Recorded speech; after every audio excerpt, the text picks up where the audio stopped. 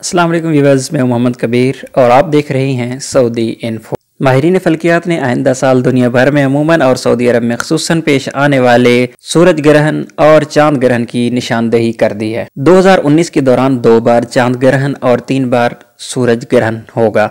माहिरीन फल्कियात ने आइंदा साल दुनिया भर में अमूमन और सऊदी अरब में ख़ुसूसन पेश आने वाले अजराम फल्की के तगय्युरात की निशानदेही कर दी है। माहिरीन फल्कियात मलहम बिन मोहम्मद अल हिंदी ने बताया कि फल्कियाती हिसाब के हवाले से आइंदा साल 2 बार चांद ग्रहण होगा। एक मरतबा मुकम्मल और दूसरी मरतबा जुज़वी तौर पर चांद ग्रहण का वाक़या रूनुमा होगा।